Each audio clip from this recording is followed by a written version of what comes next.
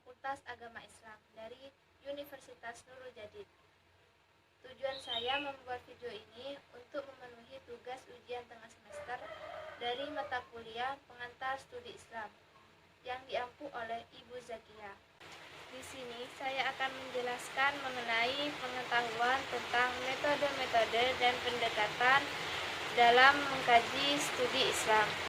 Perbedaan antara metode-metode dan pendekatan dalam mengkaji studi Islam. Pendekatan dalam mengkaji studi Islam adalah cara pandang atau paradigma yang terdapat dalam suatu bidang ilmu yang selanjutnya digunakan dalam memahami agama. Metode-metode dalam mengkaji studi Islam adalah dipahami lebih sempit dari pendekatan metode memiliki arti, cara, atau jalan yang dipilih dalam upaya memahami sesuatu. Metodologi adalah bidang penelitian ilmiah yang berhubungan dengan pembahasan tentang metode-metode yang digunakan dalam mengkaji gejala-gejala yang terjadi di dalam alam atau manusia. Suatu metode ilmiah adalah aturan-aturan yang harus diikuti oleh penelitian dalam melakukan kajian terhadap pokok persoalan yang dikajinya. Sedangkan metodologi penelitian dalam kajian Islam secara sederhana adalah ilmu tentang cara-cara atau metode-metode yang digunakan secara runtut dalam meneliti, memahami, dan menggali ajaran-ajaran atau pengetahuan-pengetahuan dari sumber-sumber yang diakui oleh pedoman otoritatif Al-Quran. Cara-cara atau metode-metode pengetahuan melalui sumber-sumber yang diakui Al-Quran secara historis telah dilakukan oleh para ulama, fuqaha, ilmuwan, filosof, muslim, para sufi. Banyak variasi yang mereka gunakan untuk melakukan penelitian tersebut, yang semuanya bertujuan untuk diaplikasikan atau diamalkan dalam kehidupan manusia, baik secara individu maupun sosial. Melalui usaha semacam ini, para ulama dan para ilmuwan telah banyak menghasilkan atau memproduksi ilmu-ilmu yang menjadi khazanah suatu peradaban Islam, baik kategori ilmu-ilmu riwayat maupun ilmu-ilmu rasional, termasuk ilmu-ilmu terapan yang langsung dimanfaatkan atau diaplikasikan dalam kehidupan nyata. Dalam sejarah peradaban Islam, ada 4 macam metode dalam kajian Islam dalam menyelesaikan berbagai persoalan yang dihadapi umat, yaitu yang pertama, metode bayani. Metode bayani adalah suatu metode penelitian untuk menemukan ilmu dengan melalui usaha maksimal membaca, memahami, mempelajari, dan mengkaji penjelasan dari Al-Quran dan Sunnah untuk menangkap pesan yang terdapat di dalamnya. Dengan demikian, metode bayani ini sangat diperlukan dalam rangka memahami pesan-pesan yang terdapat dalam wahyu, baik dalam Al-Quran maupun dalam Sunnah. Yang kedua, metode burhani. Metode burhani adalah suatu metode penelitian atau penemuan ilmu yang mengandalkan kemampuan bersifat logis dengan kaidah-kaidah tertentu yang disusun secara runtut dan sistematis. Sebab itu, metode penelitian ini, akal dan pikiran sangat berperan. Meskipun demikian, untuk menjadikan metode burhani ini menjadi suatu metode yang akurat dalam menemukan suatu ilmu, haruslah dipenuhi syarat-syarat atau kaidah tertentu. Yang ketiga, metode tajribi. Metode tajribi adalah suatu metode penelitian atau penemuan ilmu yang selain memerankan kemampuan berpikir logis, juga dilanjutkan dengan tindakan eksperimen, observasi, atau bentuk-bentuk metode yang dikenal dalam metode penelitian ilmiah sekarang ini. Para ilmuwan muslim telah memanfaatkan metode tajribi ini dengan baik dan sungguh-sungguh. Mereka telah melakukan pengamatan terhadap objek fisik baik dalam level teoritis, yaitu melakukan kajian mendalam dan kritis terhadap karya-karya ilmiah para filosof dan ilmuwan Yunani. Seperti contohnya astronomi, kedokteran, dan lain-lain. Maupun dalam level-level praktis, yaitu melakukan berbagai eksperimen untuk membuktikan benar atau salah suatu teori tertentu atau melakukan atau menciptakan teori yang belum ada sebelumnya. Metode tajribi ini pada gilirannya di kalangan pemikiran umat Islam kurang berkembang, bahkan betul-betul memprihatinkan. Suatu keadaan yang sangat jauh dari yang diharapkan. Yang keempat, metode irfani. Metode irfani adalah suatu metode penelitian atau penemuan ilmu yang mengandalkan at-taqarrub ila Allah. Langkah-langkah yang dilakukan dalam metode irfani ini adalah dengan melalui takhalli min ar-radzail, yaitu membersihkan diri dari sifat-sifat dan akhlak tercela. Kemudian dilanjutkan dengan melakukan takhalli, yaitu menghiasi diri atau jiwa dengan sifat-sifat dan akhlak yang terpuji. Selanjutnya, langkah tersebut sampai kepada tahap tajalli, yaitu mendapatkan kejelasan dan jawaban terhadap persoalan-persoalan yang dihadapi secara langsung. Dalam peradaban Islam, berdasarkan epistemologi Islam, ada 3 macam produk ilmu atau pengetahuan yang beredar di kalangan kaum muslimin. Pertama, produk ilmu kategori al-ilm at-talimi.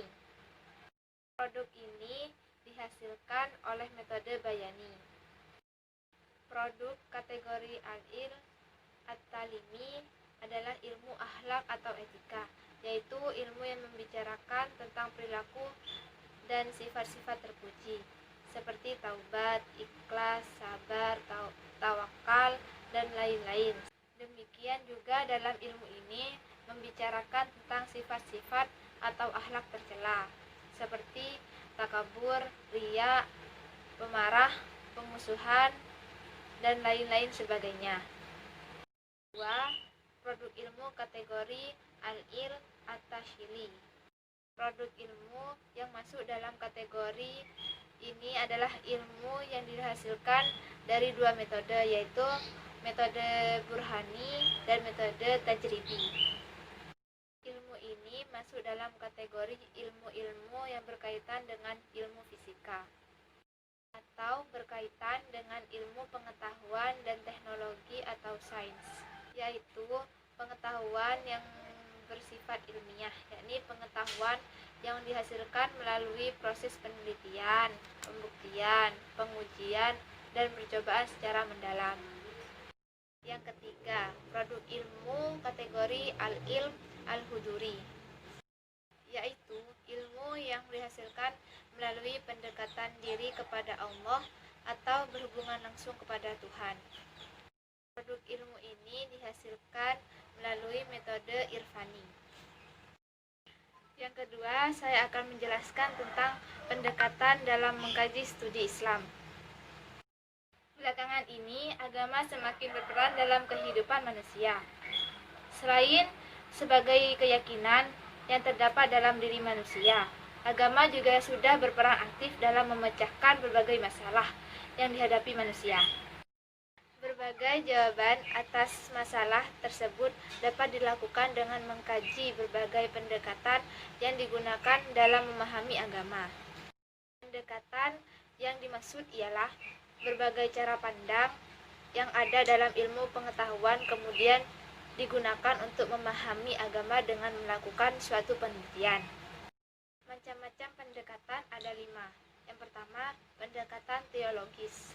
Pendekatan teologis dalam memahami agama menggunakan cara berpikir deduktif, yaitu cara berpikir yang berawal dari keyakinan yang diyakini benar dan mutlak adanya, yang selanjutnya diperkuat dengan dalil-dalil dan argumentasi. Pendekatan teologis ini berkaitan dengan pendekatan normatif, yaitu suatu pendekatan yang memandang agama dari segi ajarannya yang pokok dan asli dari Tuhan, yang di dalamnya belum terdapat penalaran pemikiran manusia. Dalam teologis ini, agama dilihat suatu kebenaran mutlak dari Tuhan. Tidak ada kekurangan sedikitpun dan nampak bersifat ideal. Yang kedua, pendekatan sosiologis. Sosiologis adalah ilmu yang mempelajari hidup bersama dalam masyarakat dan menyelidiki ikatan-ikatan manusia yang menguasai hidupnya itu. Dalam pengertian lainnya, sosiologis dapat dipahami sebagai suatu ilmu pengetahuan yang menggambarkan tentang keadaan masyarakat dengan struktur lapisan serta berbagai gejala sosial lainnya, yang saling berkaitan dengan nilai-nilai dan norma-norma yang berlaku dalam masyarakat. Yang ketiga, pendekatan filosofis. Berpikir secara filosofis dapat digunakan dalam memahami ajaran agama, dengan maksud agar hikmah, hakikat atau inti dari ajaran agama dapat dimengerti dan dipahami secara seksama. Melalui pendekatan filosofis ini, seseorang tidak akan terjebak pada pengalaman agama yang bersifat formalistik, yakni mengamalkan agama dengan susah payah tapi tidak memiliki makna apa-apa, kosong tanpa arti. Yang mereka dapatkan dari pengalaman agama tersebut hanyalah pengakuan formalistik.